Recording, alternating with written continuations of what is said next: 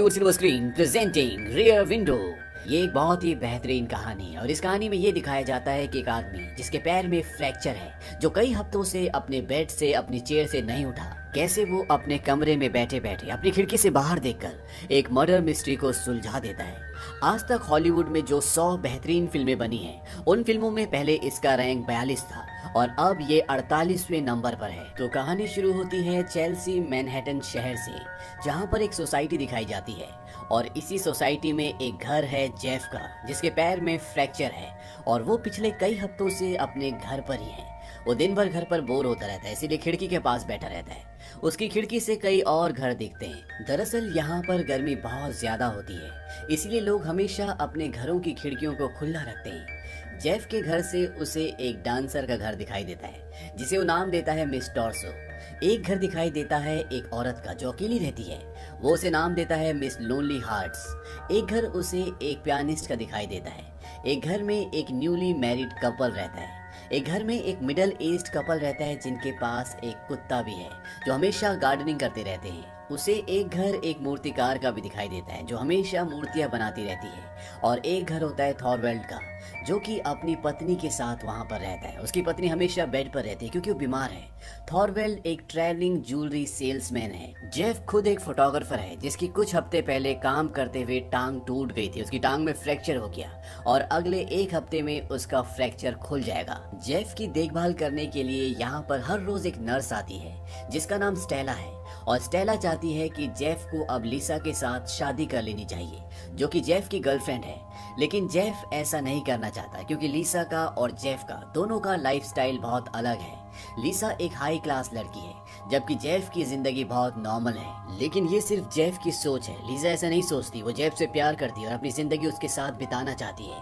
लेकिन जेफ नहीं चाहता। वो नहीं चाहता कि लिसा को किसी भी तरह का कॉम्प्रोमाइज उसकी लाइफ में करना पड़े क्योंकि उसकी जिंदगी बहुत अच्छी होती है। जबकि जेफ जिस तरह का फोटोग्राफर होता है, उसकी जिंदगी में रिस्क होता है। उसे बार बार बाहर जाना पड़ता है और ऐसी परिस्थितियों में भी रहना पड़ता है जिसमें वो नहीं चाहता कि लिसा भी रहे। लिसा हर रात को उसके पास आती है, उससे मिलती है, साथ में डिनर करती है। अब एक रात में जब लिसा चली जाती है और जेफ हमेशा की तरह खिड़की से बाहर देख रहा होता है, लगभग सभी लोग सो चुके होते हैं और तभी उसे एक चीख सुनाई देती है और वो लेडी बोलती है डोंट, और इसके बाद कांच टूटने की भी आवाज आती है। लेकिन जेफ को कुछ पता नहीं चलता कि ये आवाज कहाँ से आई थी या ये आवाज किसकी थी। जेफ भी इस बात पर ज्यादा ध्यान नहीं देता और वो सो जाता है और आधी रात को बिजली चमकने से उसकी नींद खुलती है और वो देखता है कि उसके सामने वाले अपार्टमेंट में जो थॉरवेल्ड रहता है, वो रेनकोट पहनकर हाथ में एक ब्रीफकेस लेकर घर से निकल जाता है। इस वक्त रात के 1:55 हो रहे होते हैं और ठीक 40 मिनट बाद यानी कि 2:35 पर थॉरवेल्ड वापस आ जाता है। लेकिन वो ज्यादा देर तक घर पर नहीं रुकता और एक बार फिर से उसी ब्रीफकेस को लेकर वो घर से बाहर निकल जाता है। इसी दौरान जेफ बाकी घरों में भी देखता है।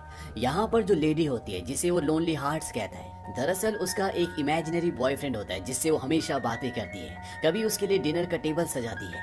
लेकिन ऐसा असल जिंदगी में कोई भी नहीं है, ये उसकी इमेजिनेशन है और इसीलिए उसका नाम जेफ ने लोनली हार्ट्स रखा होता है। अब जब जेफ लोगों के घरों में ताका झाकी कर रहा होता है, तभी थॉरवेल्ड वापस आ जाता है। लेकिन वापस आने के बाद वो अपने घर पर रुकता नहीं है, बल्कि एक बार फिर से अपना ब्रीफकेस लेकर घर से बाहर निकलता है।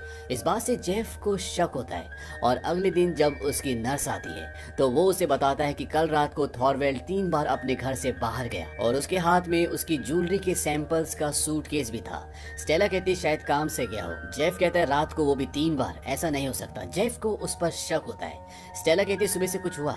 जेफ कहता है कि आज सुबह से उसकी पूरी अपार्टमेंट के पर्दे गिरे हुए हैं। तभी स्टेला बोलते कि अब तो खुल गए और ये सुनते ही जेफ एकदम चौकन्ना हो जाता है और वो थॉरवेल्ड की अपार्टमेंट की तरफ देखना शुरू कर देते हैं। जेफ अपनी नर्स स्टेला को बोलता है कि पीछे हो जाओ। वो कहता है जिस तरह से वो बाहर देख रहा है, इंसान तभी इस तरह से बाहर देखता है जब उसे शक या डर होता है कि कोई उसे देख रहा है। इसके बाद थॉरवेल्ड खिड़की से नीचे बड़े ध्यान से देख रहा होता है और जब जेफ भी नीचे देखता है तो वो देखता है कि उनके पड़ोसियों का कुत्ता थॉरवेल्ड के पौधों के नीचे कुछ सूंघ रहा होता है। लेकिन तभी वहां पर वो लेडी आ जाती है जिसका ये डॉग है और वो उसे वहां से भगा देती है।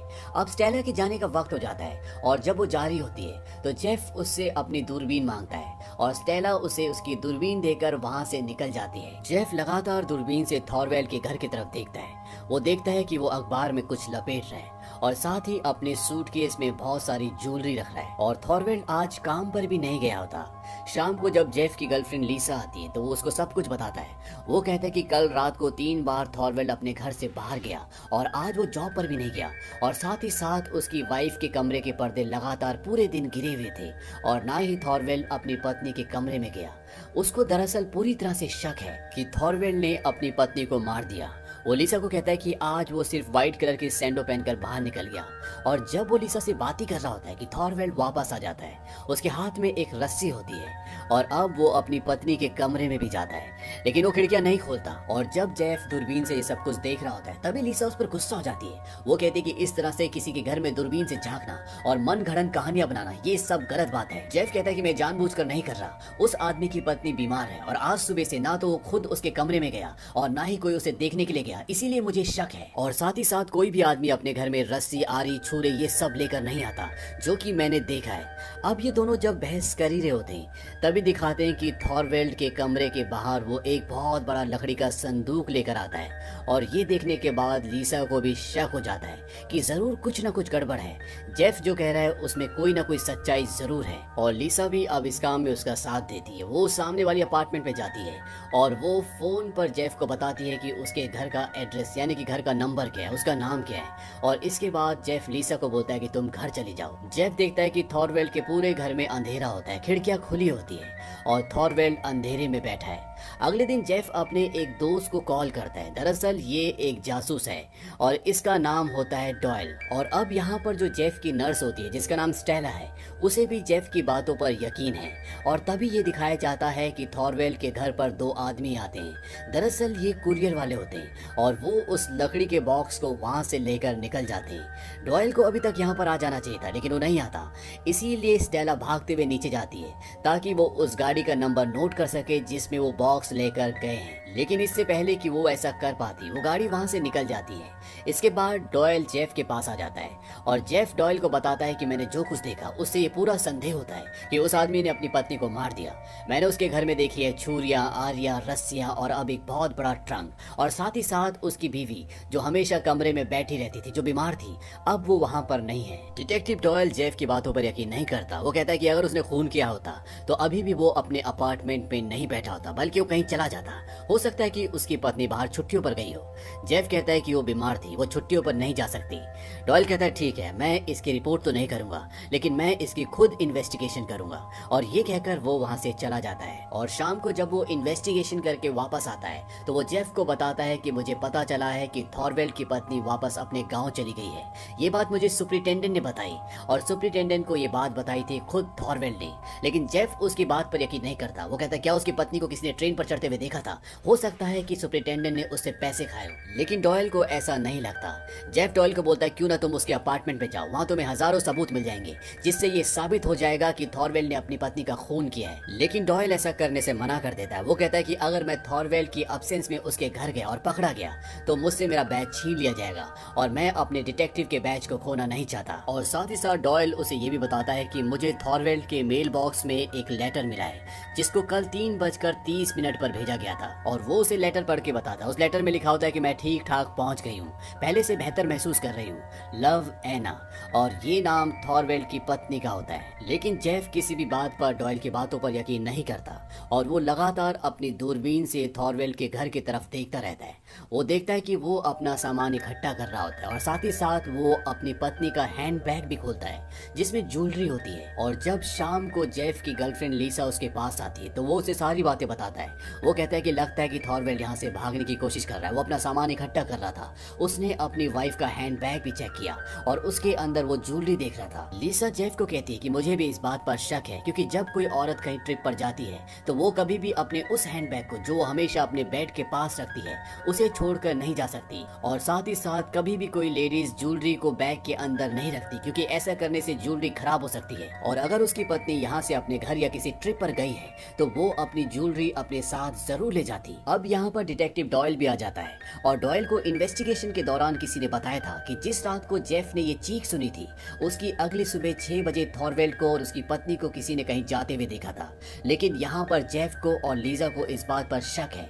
वो कहते हैं कि हो सकता है कि वो उसकी पत्नी ना हो और कोई और लेडी हो, क्योंकि अगर वो उसकी पत्नी होती तो वो अपनी ज्वेलरी कभी भी घर पर छोड़कर नहीं जाती। लेकिन डॉयल को अभी भी उनकी बातों पर यकीन नहीं होता। वो कहता है कि थॉरवेल्ड ने सुबह एक ट्रेन का टिकट खरीदा था और वो उसने अपनी पत्नी के लिए खरीदा था, और वो लकड़ी का बक्सा जिसके बारे में तुम मुझे बता रहे थे मैंने उसे भी चेक किया, उसमें थॉरवेल्ड की पत्नी के बहुत सारे कपड़े थे। और इस बात से ये पता चलता है कि थॉरवेल्ड की पत्नी अपने घर गई है। जेफ कहता है कि अगर कोई अपने घर जाता है तो वो अपने सारे कपड़े लेकर कभी भी नहीं जाता। डॉयल कहता है कि उस लकड़ी के बक्से यानी कि ट्रंक पर थॉरवेल्ड की पत्नी के घर का एड्रेस लिखा था, लेकिन वो पुलिस ने रिसीव किया और उसे लेने के लिए थॉरवेल्ड की पत्नी आई और इसके बाद वो वहां से चला जाता है। दरअसल वो ये केस पूरी तरह से छोड़ चुका है और जेफ को और लीसा को भी अब यकीन हो जाता है कि डॉयल सही कह रहा है, उसकी पत्नी अपने घर जा चुकी है, उसका मर्डर नहीं हुआ, ये सिर्फ इनके मन का वहम था।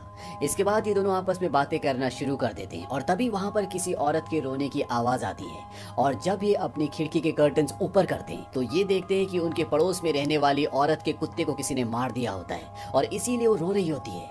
और उसके रोने की आवाज से सभी लोग अपनी बालकनी में आते हैं सिवाय एक की, और वो होता है थॉरवेल्ड, जबकि वो उस वक्त अपने अपार्टमेंट में होता है। हालांकि उसके पूरे अपार्टमेंट की लाइट्स बंद होती है, लेकिन अंधेरे में उसके जलते सिगार की रोशनी ये बताती है कि थॉरवेल्ड कुर्सी पर बैठा हुआ है और वो सब कुछ सुन रहा है, और सुनने के बाद भी वो बाहर देखने तक नहीं आया।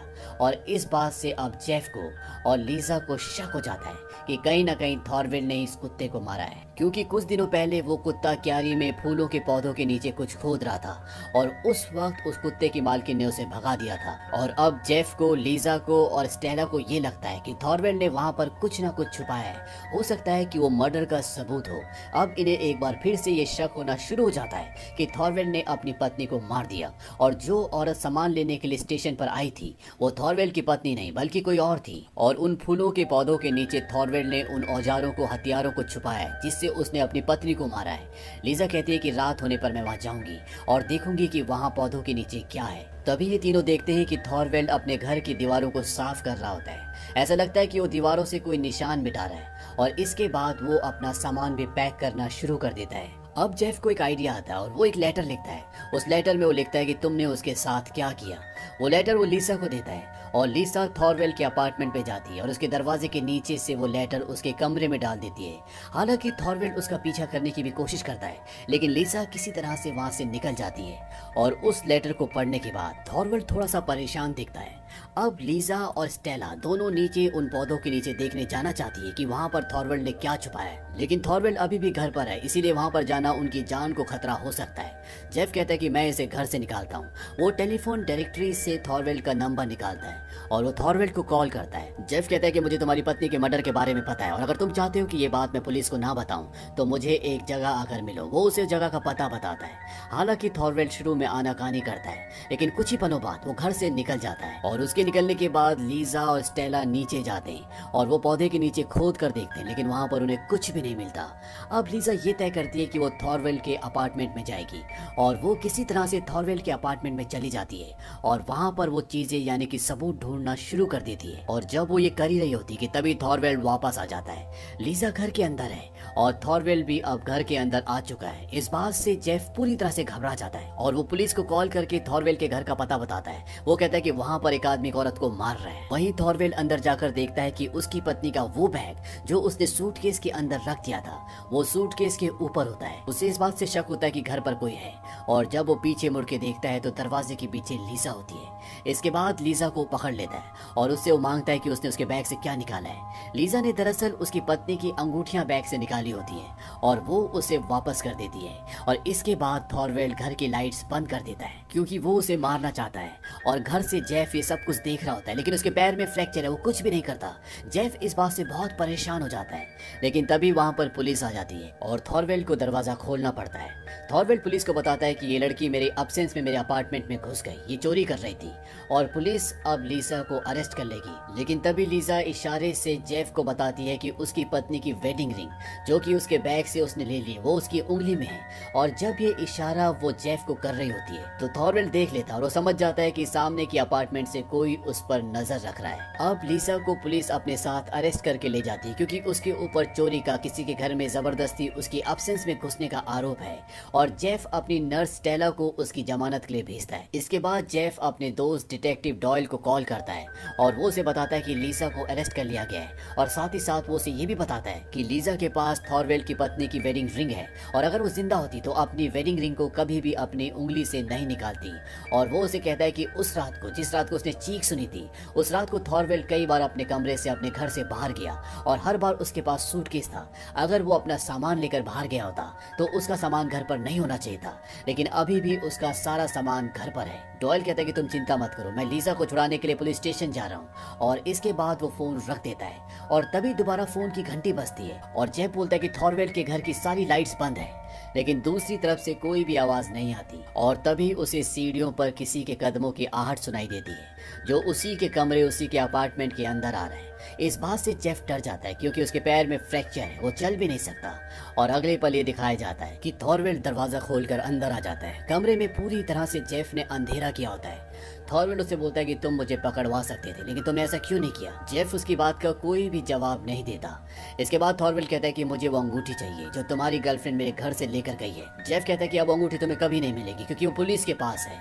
और इसके बाद थॉरवेल्ड उसकी तरफ बढ़ना शुरू करता है। जेफ के पास जो कैमरा होता है उसका फ्लैश बहुत तेज होता है, वो कई बार उस फ्लैश को चमकाता है जिससे थॉरवेल्ड को उसे पकड़ने में, उस तक पहुंचने में थोड़ा टाइम लगता है। और तभी सामने थॉरवेल्ड की फ्लैट में ये दिखाया जाता है कि वहां पर लीसा, डिटेक्टिव डॉयल और पुलिस पहुंच गई है क्योंकि उन्हें समझ में आ चुका है कि थॉरवेल्ड ने अपनी पत्नी का कत्ल किया है। लेकिन थॉरवेल्ड यहाँ जेफ के फ्लैट में होता है, वो उसे मारना चाहता है, उसका गला दबाना शुरू कर देता है। लेकिन लीसा ये दूर से देख लेती है, वो समझ जाती है कि थॉरवेल्ड वहां पर है और ये सब के सब अब जेफ के फ्लैट की तरफ भागते हैं। थॉरवेल्ड जेफ को उसके फ्लैट से नीचे लटका देता है, वो उसे वहां से गिराकर मारना चाहता है। लेकिन तब तक वहां पर पुलिस पहुंच जाती है और वो थॉरवेल्ड को अरेस्ट कर लेती है। लेकिन इससे पहले कि वो जेफ को ऊपर खींचती, जेफ नीचे गिर जाता है। लेकिन नीचे कुछ पुलिस वाले होते हैं, इसीलिए उसे चोट तो लगती है लेकिन उसकी जान बच जाती है। थॉरवेल्ड अपने गुनाह को कबूल कर लेता है, उसी ने अपनी पत्नी का कत्ल किया था और कुत्ते को भी उसी ने मारा था क्योंकि जहां पर उसने सबूत छुपाए थे, कुत्ता बार बार जाकर उसी जगह अपने पंजों से खुदाई कर रहा था जिससे थॉरवेल्ड पकड़ा जा सकता था, इसीलिए उसने कुत्ते को मार दिया। और साथ ही साथ वो लेटर जो डॉयल को मिला था वो भी थॉरवेल्ड ने जानबूझकर अपने लेटर बॉक्स में डाल दिया था ताकि वो पुलिस को, लोगों को गुमराह कर सके। और साथ ही साथ थॉरवेल्ड जिस लेडी को रेलवे स्टेशन छोड़ने के लिए गया था वो उसकी पत्नी नहीं थी और ना ही वो उसकी पत्नी थी जो पुलिस स्टेशन से उसका ट्रंक यानी कि लकड़ी का बक्सा लेने के लिए आई थी। हो सकता है कि ये दोनों लेडी एक ही हो। इस बात पर फिल्म में कोई भी रोशनी नहीं डाली गई और अंत में ये दिखाया जाता है कि जेफ, जो कि अपने पैर के प्लास्टर खुलने का इंतजार कर रहा था, अब उसके दोनों पैरों में प्लास्टर है, यानी कि अब उसे कई और हफ्ते इसी तरह से खिड़की पर बैठकर इंतजार करना होगा कि कब उसके दोनों पैर ठीक हो और कब उसके दोनों पैरों का प्लास्टर खुल जाए और वो इस तरह से रियर विंडो से झांकना बंद करे। वो रियर विंडो से झांक कर देखता है कि वहाँ पर जितने भी लोग होते हैं वो सब कहीं ना कहीं अपनी जिंदगी में सेटल हो गए। लोनली हार्ट, जिसका इमेजिनरी फ्रेंड था, अब वो दूसरे अपार्टमेंट पे रहने वाले पियानिस्ट से बात करती है और साथ ही साथ सामने रहने वाले डांसर का बॉयफ्रेंड जो कि आर्मी में था वो भी घर वापस आ चुका है। और थॉरवेल्ड ने जिनके डॉग को मारा था उन्होंने अब एक नया डॉग ले लिया है और लीसा, उसकी गर्लफ्रेंड, उसके सामने बैठकर एक मैगजीन पढ़ रही होती है। इस मैगजीन का नाम होता है बियॉन्ड द हाई हिमालयाज। दरअसल वो जेफ को ये जताना चाहती है कि उसे इस तरह की जगहों पर इंटरेस्ट है क्योंकि जेफ को इस तरह की जगहों पर फोटोग्राफी करने के लिए जाना होता है। लेकिन जब वो देखती है कि जेफ सो गया है तो वो उस मैगजीन को रखकर फैशन मैगजीन उठाकर पढ़ना शुरू कर देती है जिसमें लीसा को इंटरेस्ट होता है। और इसी के साथ इस फिल्म का एक सुखद अंत हो जाता है। ये फिल्म 1954 में रिलीज हुई थी। IMDb पर इसकी रेटिंग है 8.4। इस फिल्म का बजट था $1 मिलियन और इसने बॉक्स ऑफिस पर कमाई की थी $37 मिलियन की।